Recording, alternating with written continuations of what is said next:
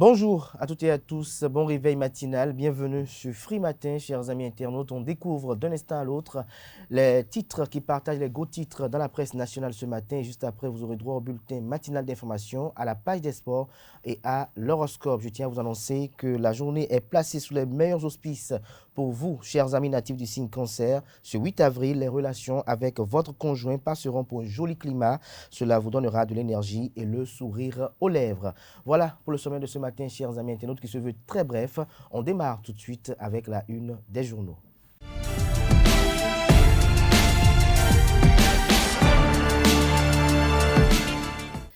Bonjour à nouveau, chers amis internautes. Le quotidien béninois d'information générale et d'analyse. L'informateur titre ce matin manchette: remise d'équipements et de matériel de bureau à la FNEB, à l'UNSEB, à la FEUA, à la FUNSTIM et à l'UNETA. Les étudiants expriment leur joie sous le leadership de la ministre de l'Enseignement supérieur et de la Recherche scientifique, Éléonore Yaïla Descamps, la directrice du Centre des œuvres universitaires et sociales d'Abomey-Calavi, COUS-AC, Ghislaine Claude Fagbon, impacte positivement les organisations d'étudiants. L'article compte rendu est à retrouver à la page 3 de la livraison de ce matin du journal, qui titre ce matin en deuxième de titre à la une: passation de marché public, zoom sur les procédures de la Banque mondiale. Toujours à la une du quotidien L'Informateur de ce matin: foncier rural au Bénin, ce que dit concrètement la loi vous est publié à la page 5 de la page du matin de L'Informateur, qui rapporte les impressions des populations sur les 6 ans de gouvernance du président Patrice Talon.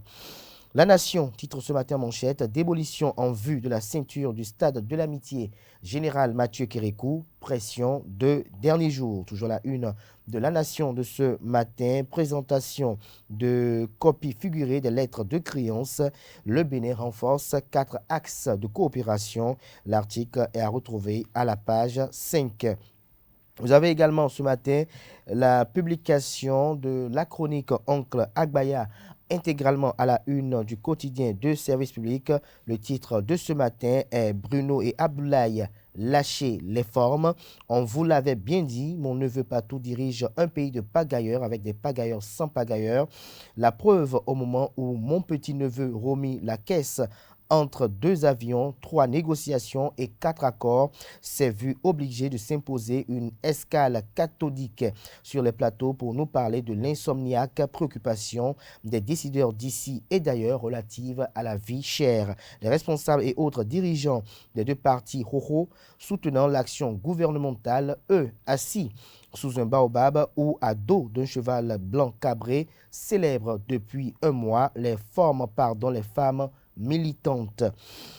Honni soit toute interprétation lubrique, rien de licencieux de la part des camarades de mon cousin Bruno de Diakotomé et de mon neveu Abdoulaye de Séméret, qui veillent saisir l'institut de ma nièce Claudine jusque l'érection de 8 mars en l'honneur des femmes continue un mois après de faire jouer les 2 partis UP et BR à travers une incessante célébration de va-et-vient avec des tablas d'un progressisme jaune et d'un républicanisme vert, le tout sur fond blanc masculé, j'y arrive enfin, par les prochaines législatives. En tout cas, les responsables de ces 2 partis paieraient des droits d'auteur à mon neveu Thomas si jamais il s'avisait de mettre leurs doigts dans ses cicatrices à coup de « vous êtes belle, vous êtes toute belle » et devrait plutôt transformer cette interminable célébration du 8 mars d'avril en séance de formation et d'information sur le fait que Poutine ne s'appelle pas Nicolas Yanoussi, comme son patron Romy l'a expliqué à la télé, et on précise que ce ne sont pas non plus ces braves douaniers de craquer qui font grimper le prix du Brent américain à la bourse de New York post-Covid-19 et que le Yovo Lifi peut être remplacé par un Mewi Lifi dans le bledi et le soin, dans le bledi et le soin, j'y arrive. Et si mon neveu Patou tolère que ces partis continuent de faire carême de ces explications du moment, dans ce cas, comme vous tous, mes neveux et nièces, il serait aussi un pagailleur. Le matinal titre ce matin en manchette législative du 8 janvier 2023, l'opposition et l'hypothétique équation d'une fusion. Théophile Yarou reprécise sa démarche envers les partis politiques d'opposition. Vous avez à la une les photos du secrétaire exécutif national du parti politique Force Cori pour un Bénin émergent, Paul Hunkwe. Vous avez Expérience Tébé du parti Mouvement Populaire de Libération. Vous avez Théophile Yarou du parti La Nouvelle Alliance. Vous avez Éric Hundété du parti politique Les Démocrates et puis Irénée Agossa de son parti politique. Toujours à la une de son parti politique Restaurer la confiance. Toujours à la une de Le Matinal de ce matin, état-major général des forces armées béninoises. Les chantiers de Fructueux Baguidi vous sont présentés à la page 2. L'oreille droite de la une de ce matin, le matinal, lance une invite à lire à la page 2 de sa livraison de ce matin la publication de cette chronique dont je vous ai fait lecture intégrale dans les colonnes de la page ce matin du quotidien de service public, une chronique intitulée Oncle Agbaya. Matin libre, titre ce matin en manchette, Bénin pour détention illégale d'armes de guerre, un militaire français débarqué de vol. Toujours à la une du quotidien. Matin libre de ce matin, insécurité au Bénin, des systèmes de vidéoprotection à Cotonou. Nous passons à présent au quotidien Bénin Intelligent, gestion des budgets des mairies. 5 secrétaires exécutifs démissionnaires remplacés. Des détails sur leur identité dans les colonnes de la page ce matin de Le Canard Bénin Intelligent. Toujours à la une du même journal ce matin. Forces armées béninoises, profil du général Baguidi, nouveau chef d'état-major général des forces armées béninoises. Toujours à la une du quotidien Bénin Intelligent de ce matin, déferlement des vagues de l'océan Atlantique. Le ministre Tonato appelle la population à la vigilance. Libération, titre ce matin manchette, risque de violents déferlements de vagues de l'océan Atlantique. L'alerte du gouvernement à travers un communiqué rendu public hier, dans la soirée d'hier, à retrouver à la page 3. Le Canard nous donne un avant-goût de son article dans sa manchette de ce matin. Le Canard fait savoir que dans un communiqué en date du 7 avril 2022, le ministre du Cadre de vie et du Développement durable, José Didier Tonato, a lancé une alerte sur de violents déferlements de vagues de l'océan Atlantique. Le gouvernement appelle à la vigilance après des prévisions de haute marée le long de la façade maritime. Le gouvernement prend 2 mesures idoines en raison de la montée des eaux maritimes au Bénin. Il lance un appel à la vigilance accrue des populations riveraines le long de la façade maritime béninoise. Le communiqué est à retrouver à la page 3. Toujours à la une du journal Libération de ce matin, PMU, Loterie nationale du Bénin. Les gagnants du jackpot du vendredi 25 mars emportent plus de 30 millions de francs CFA. Conseil des ministres, bientôt un centre à Pomassé pour les personnes en situation de mendicité, communique le quotidien Libération ce matin. Nord-Sud quotidien titre ce matin en manchette, ramassage des ordures dans le Grand Nokoué, paiement direct, pas de greffe sur les factures d'électricité ou d'eau. L'article est à retrouver à la page 3. Toujours à la une du quotidien Nord-Sud quotidien de ce matin, état financier des entreprises, conditions de conformité et de recevabilité aux impôts. Nord-Bénin titre ce matin à la une, phase de sélection interne du concours de plaidoirie. Une 4e promotion du CCJ impressionnante. L'article à la page 3. Le challenge dans les kiosques ce matin, titre ce matin manchette. Affaire TVA non versée par une grande entreprise de la place. La dénonciation est plutôt venue de la Direction générale des impôts, déclare une source. L'efficacité de la réforme de la facture normalisée s'affirme. Toujours à la une du quotidien, le challenge de ce matin, lancement du plan de travail annuel 2022 au ministère des Infrastructures et des Transports. Le ministre Hervé Rekhoumé et son équipe pour plus d'engagement et d'efficacité. Le Grand Regard porte un regard ce matin sur l'acquisition des machines MECEF. La facture normalisée devient une option, s'interroge le Canard. Le Canard fait savoir que l'une des réformes phares qui retiennent les actions En matière de fiscalité au Bénin, ces dernières années est l'exigence faite aux opérateurs économiques de délivrer des factures normalisées à leurs clients. Une innovation qui a contraint bon de sociétés, de boutiques et d'entreprises à avoir la machine MECEF. Mais quelques mois après, on constate que la délivrance de la dite facture est presque devenue une option négociable entre clients et vendeurs à Parakou. L'article est à retrouver à la page 3 de la page du matin du Canard qui propose comme deuxième du titre à la une ce matin à ses lecteurs pour l'amélioration de la désignation des SE des mairies. Nouroudine Sakasalé fait de pertinentes suggestions. Dabarou, titre ce matin manchette, réforme du secteur de la décentralisation, brimés et dépouillés de leur pouvoir d'élu, les maires se résignent, un silence qui doit interpeller le président Patrice Talon a abandonné. Le Canard fait savoir qu'il faut le dire, la réforme du secteur de la décentralisation vient de dépouiller les maires de leur pouvoir d'élu pour le confier à des secrétaires exécutifs qui deviennent les tout-puissants patrons de l'administration communale. Lorsque les choses se passent ainsi, l'ordre normal voudrait que les maires manifestent un désaccord face à cette réforme qui dévalorise leur statut d'élu d'autorité communale. Curieusement, hormis le maire de Pomossé, qui visiblement est le seul à avoir la tête sur les épaules pour réclamer son budget, aucun autre maire du Bénin n'a levé son petit doigt pour manifester son désaccord ou tout au moins démontrer aux réformateurs les probables risques que sa réforme pourrait engendrer. Le potentiel titre ce matin en manchette, examen du certificat d'aptitude pédagogique CAP au Bénin, une corruption de 100 000 francs CFA aux épreuves orales. Nous restons toujours à la une du quotidien Le Potentiel de ce matin. Malaise à l'agence des services et systèmes d'information, démission du directeur général, plusieurs cadres inculpés. Toujours à la une du même journal ce matin, organisation du FACA 2022, Dorcas Yetche valorise les vertus de l'art culinaire Adja. Lire son interview retranscrite à la page 5 de la page ce matin de Le Potentiel. Le Progrès, titre ce matin, général de brigade Abou Issa, un stratège hors pair. L'article est à retrouver à la page 2. Le Progrès qui communique ce matin en manchette. Nouveau tirage au sort pour remplacer les désistements. Les 117 secrétaires exécutifs enfin au complet. La Boussole titre ce matin à la une. Pris en flagrant délit de faux dans une affaire de morcellement de réserve administrative à Okedama. Ousmane Traoré a plus d'un tour dans son sac.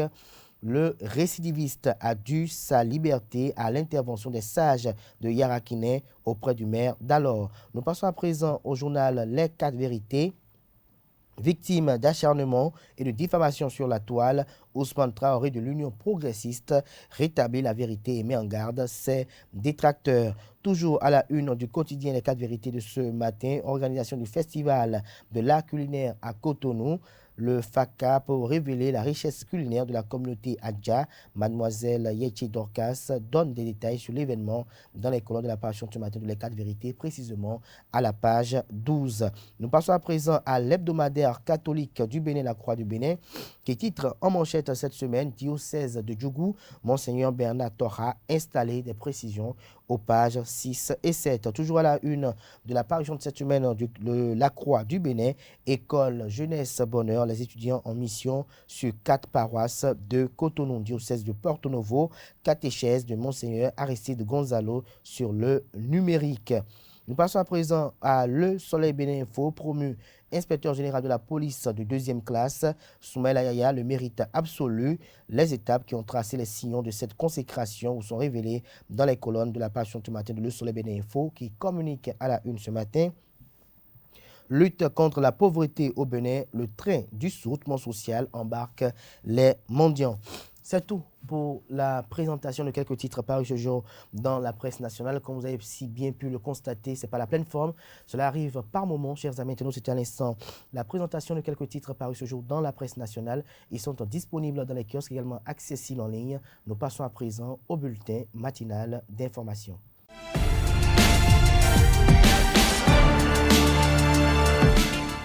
Bonjour à toutes et à tous. Les députés de la 8e législature sont invités à l'ouverture des travaux de la première session ordinaire de l'année 2022 prévue pour le jeudi 14 avril 2022. Cette première session est également l'avant-dernière session ordinaire de l'année conformément à la Constitution qui dispose en son article 87 que l'Assemblée nationale se réunit de plein droit en 2 sessions ordinaires par an. La deuxième session ordinaire appelée session budgétaire s'ouvrira dans la seconde quinzaine du mois d'octobre 2022 pour se consacrer à l'examen du budget de l'État, exercice 2023.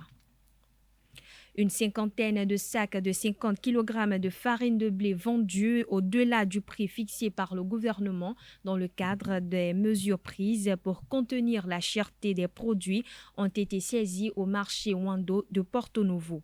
Les prix fixés par le gouvernement sont au plus 20 000 francs CFA le sac de 50 kg.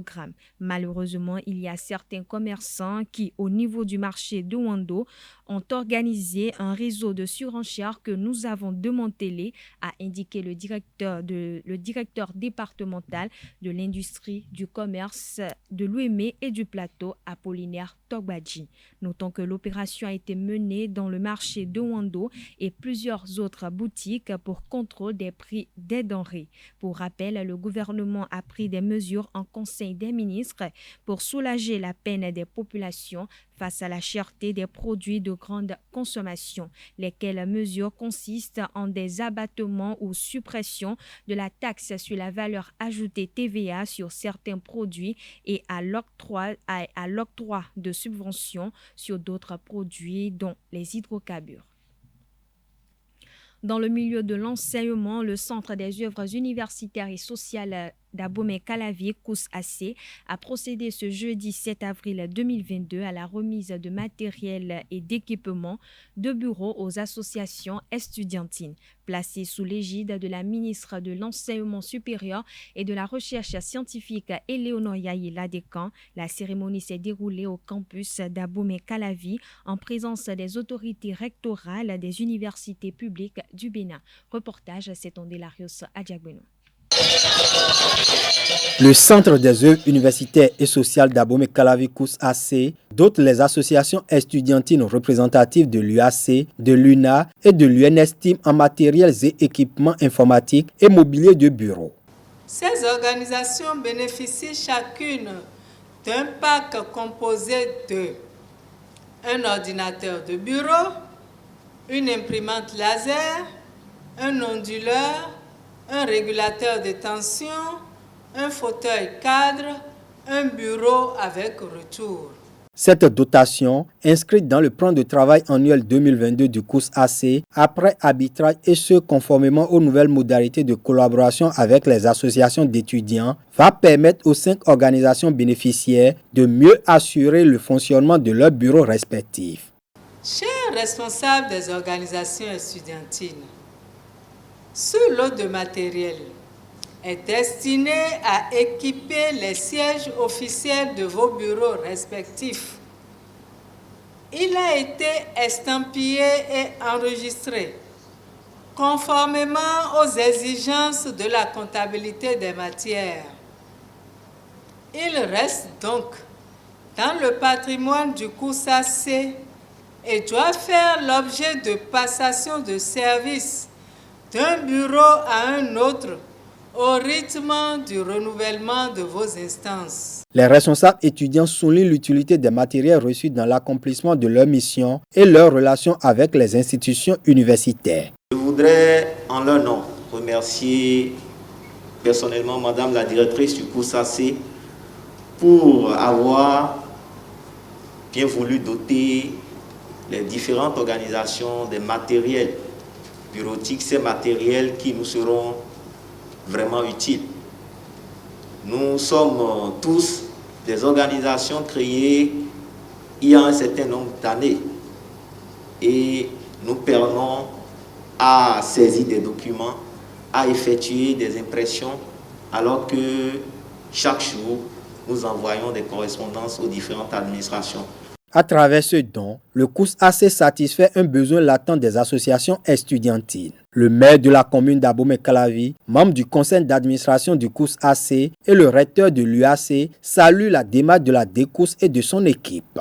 C'est heureux que les autorités décident d'accompagner les associations estudiantines, de les doter du matériel didactique afin que ce travail soit bien fait. C'est quel travail? Un travail d'accompagnement.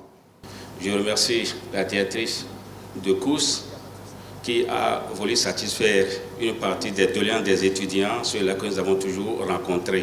Ce n'est que le début d'une aventure que nous allons poursuivre jusqu'à la fin. Ce sont des équipements qui appartiennent à vos organisations et non pour un individu. Pour assurer une utilisation judicieuse des matériels et équipements, le COUS-AC a défini un cadre réglementaire. Le ministère de l'Enseignement supérieur et de la Recherche scientifique va également veiller au grain. Il vous appartient maintenant, puisque le gouvernement fait des choses comme ça, à l'occasion de ces matériels-là, de justifier de ce que vous savez la valeur de ces matériels et que vous avez développé toute l'aptitude et tout le comportement nécessaire pour leur bonne exploitation, leur bon usage. Donc nous considérons que vous êtes suffisamment avertis de l'utilisation de ces matériels et que vous avez notre validation, notre disponibilité pour vous accompagner encore davantage. Ne développez pas d'autres activités parallèles parce que dès lors qu'on met à votre disposition l'outil informatique, c'est une opportunité en même temps pour vous permettre de développer une autre forme d'apprentissage. Il ne me reste qu'à souhaiter que tout se passe vraiment bien. Il ne me reste qu'à souhaiter que ces matériels-là soient développés ou disposés dans un bon endroit. Moi, j'enverrai des gens vérifier leur état.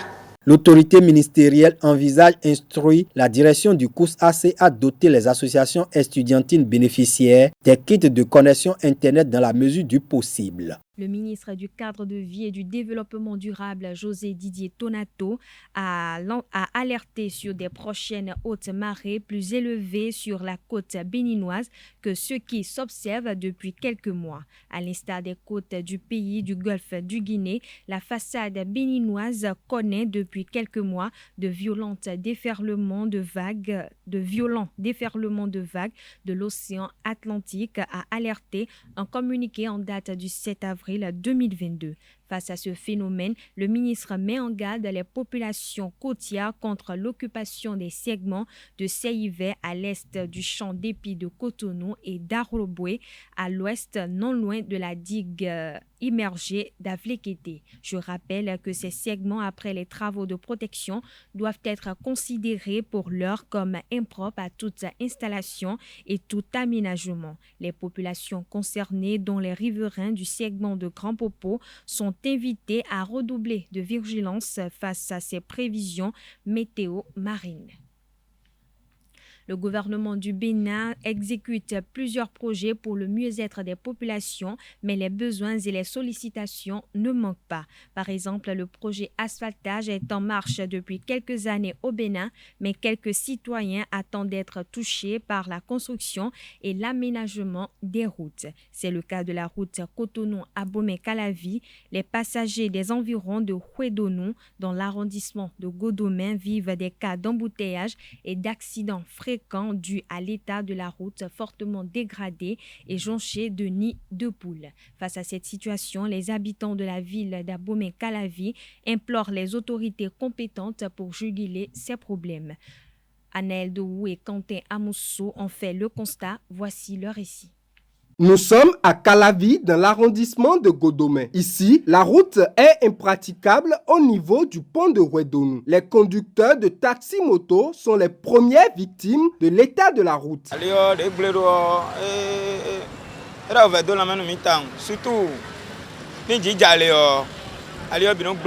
L'état de la route nous pose d'énormes difficultés. Pire lorsqu'il pleut. La dernière fois, de l'autre côté, un conducteur de Zim s'est vu cogner par un autre usager à cause de la voie.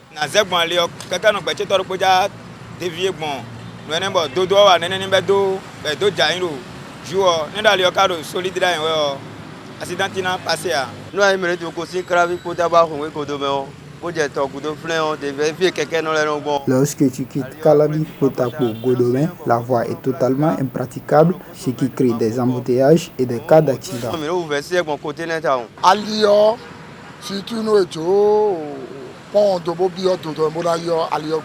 La voie est totalement dégradée après le pont. Hier, après la pluie, on était obligé de combler les trous avec du sable.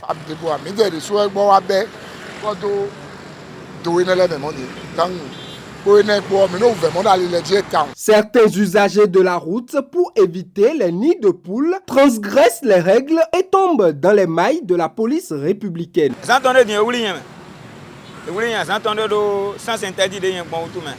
Avant-hier, j'ai été arrêté par les policiers.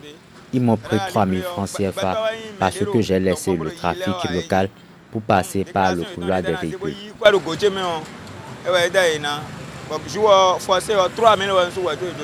Les habitants de Calavi et pratiquants de cette route appellent au secours les autorités à divers niveaux.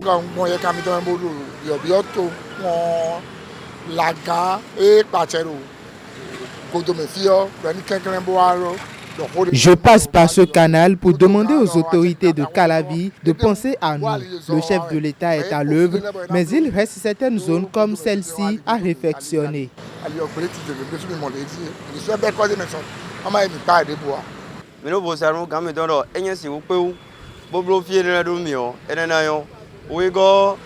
Primo, nous supplions le chef de l'État à voler à notre secours.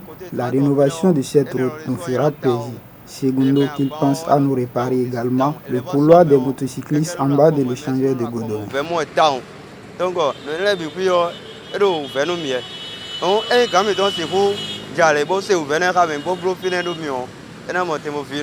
Une réaction imminente des autorités serait un soulagement pour les usagers de cette route.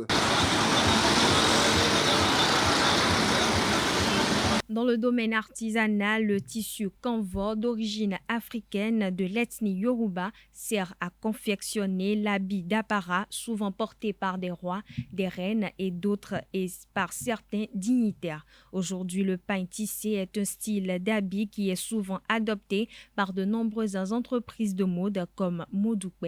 La responsable de cette entreprise de mode nous renseigne sur les usages appropriés à faire de ce tissu. Des propos recueillis par Quentin Amousso et Francis Fahami. Le pain tissé kanvo, c'est un pain qui existe depuis la nuit des temps. C'est un pain qui est porté par les rois. Et quand ils sortent, à travers chaque symbole qui se retrouve dans cette étoffe, on pouvait donc passer un message, que ce soit de la hiérarchie la plus forte à la plus petite. Chaque symbole que l'on retrouve dans ce pain a un message spécifique, bien codé, qui est délivré aux personnes qui sont initiées. Et habituellement, à l'époque donc de ces rois, de ces dignitaires-là, qu'est-ce qui se faisait à des occasions spécifiques, des sorties d'enfants, des baptêmes, des cérémonies d'intronisation du roi. C'est ce pain royal, avec toute la prestance que cela comporte, c'est ce pain-là que ces rois-là portaient. Et si vous allez au palais de la Marina, vous allez voir trôner fièrement parmi les trésors qui ont été restitués dernièrement un ensemble avec un pantalon en pain tissé qu'on protège soigneusement. Et quand on revient sur le kanvo, c'est comme tout secteur d'activité, il y a le haut de gamme, il y a le moyen de gamme, il y a le bas de gamme. Mais dans toutes les gammes disponibles, il faut comprendre qu'il y a l'aspect qualité, qui est remarquable et qui n'est même pas comparable aux autres types d'étoffes. Voilà, chers internautes, ainsi prend fin ce bulletin matinal d'information. Merci de votre attention. Excellent week-end à toutes et à tous. Merci à vous, Atifa Olafa, pour cette présentation du bulletin matinal d'information. Chers amis internautes, vous retrouverez à 19h, si tout va bien, Gaël Billy Laibi pour la grande édition du journal télévisé sur EZAE TV. Place à présent à la page des sports de ce matin sur Free Matin. Amis sportifs, bonjour. Le tirage au sort des éliminatoires de la Coupe d'Afrique des Nations CAN Côte d'Ivoire 2023 est fixé au 19 avril prochain. Une décision prise par le comité exécutif de la Confédération africaine de football lors de sa réunion du 7 avril 2022 par visioconférence. L'administration de l'instance africaine souhaite soumettre pour décision des propositions aux associations membres. Ces dernières ont jusqu'à demain, 9 avril, pour confirmation afin qu'elles soient approuvées. Ces propositions en rapport avec les procédures de tirage au sort et des nouvelles dates proposées pour les éliminatoires afin d'éviter de jouer 4 journées de match dans la fenêtre de juin. Ainsi, du 30 mai au 14 juin 2022, on aura les premières et deuxièmes journées des qualifications de la Coupe d'Afrique des Nations. Les troisième et quatrième journées se dérouleront du 19 au 27 septembre 2022 et enfin du 20 au 28 mars 2023, les cinquième et sixième journées. L'organisation de l'Open House Cotonou by FBBB, le camp de basket 3 contre 3 couplé avec le tournoi international de basket 3 contre 3 est désormais conjugué au passé, mais sur une note de satisfaction pour Jean-Marc Aloumou, président directeur général de Drills Paris. Je vous invite à le suivre au micro de notre reporter. Sur l'Open de Cotonou, je dirais que je suis très satisfait. Pourquoi? Parce que les coachs ont été formés, ils ont appris beaucoup de choses, ont eu beaucoup de retours positifs. Les arbitres étaient très satisfaits du résultat qui ont été faits. Il y a eu certains qui ont été diplômés. Idem sur les coachs, il y a eu, je crois, presque 80% des coachs qui ont été diplômés sur cette formation. Au niveau des camps, c'était magnifique. On a eu beaucoup de jeunes, on a eu beaucoup de personnes qui sont venues voir, qui sont venues apprendre comment travailler, comment former, comment structurer, quelles sont les stratégies de jeu qui sont adaptées à différents types de morphotypes de joueurs. Et la preuve, c'est que l'équipe qui a gagné a participé au camp. Et on a vu la transformation de cette équipe, la transformation même de la stratégie de jeu, des écrans, des techniques de jeu qui ont été assimilées lors du camp et qui ont été mises en place sur le tournoi. Ce qui fait qu'ils ont battu les équipes nationales du Bénin, ont battu les Togolais et en finale, ils ont battu les Burkinabés. Et ce qui est même bien, c'est que même les Burkinabés sont venus voir comment se déroulait le camp. Ils ont appris certaines choses. On nous a demandé de leur côté, d'un côté, on les a assistés, on leur a montré certaines techniques de jeu.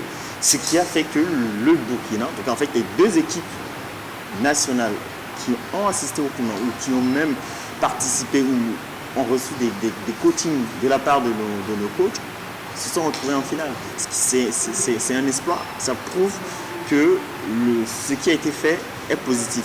Et ça, c'est une très belle réussite pour la Fédération béninoise de basketball et aussi pour l'État béninois à travers le ministère des Sports.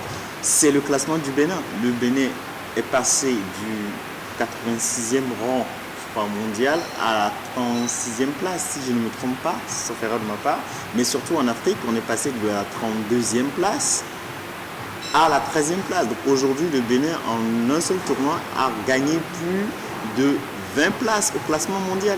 Et c'est une vraie réussite. C'est-à-dire qu'aujourd'hui, le Bénin a toutes ses chances, si on continue sur ce chemin-là, d'être parmi les 2 ou 3 meilleures nations du basket 3-3 en Afrique. Donc, possibilité de se qualifier pour la Coupe du Monde, possibilité de se qualifier pour les JO Paris 2024. Les qualifications commencent à partir du 1er novembre 2022 pour les JO de 2024. Donc on a encore un an et demi de travail à faire. Et si on continue à faire des tournois comme ça, le Bénin aura toutes ses chances de se qualifier pour les JO 2024. C'est possible, il faut qu'on mette en place une stratégie de qualification, une stratégie pour développer les équipes nationales, de les faire participer au maximum de tournois qui ramènent le maximum de points. Donc comme les Masters, les Challengers, qu'on organise aussi au Bénin des événements comme l'Open House de Cotonou, des événements du niveau de Quest qu'on est en train de mettre en place avec la fédération, avec l'appui du ministère des Sports, pour justement faire passer le Bénin de la 13e place à la première, voire la deuxième place. Et si on est soit premier ou deuxième, on a toutes nos chances.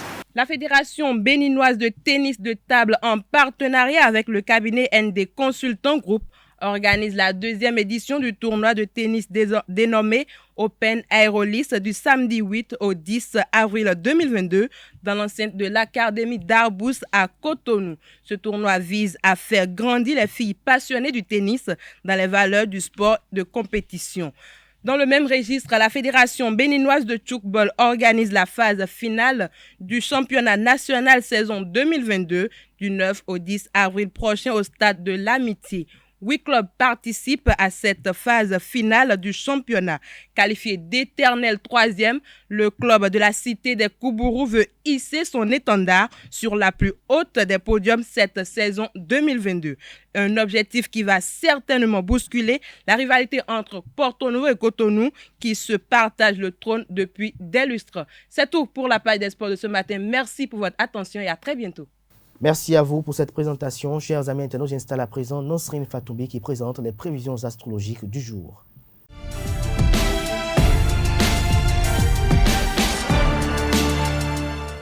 Bonjour chers amis internautes, découvrons ensemble ce que les as vous réservent du côté sentiment ce vendredi matin. Bélier, si vous êtes en couple, tout ira bien même si la routine s'est installée. Célibataire, n'espérez pas faire de la rencontre aujourd'hui. Les influx planétaires ne sont pas concentrés sur ce secteur de votre vie.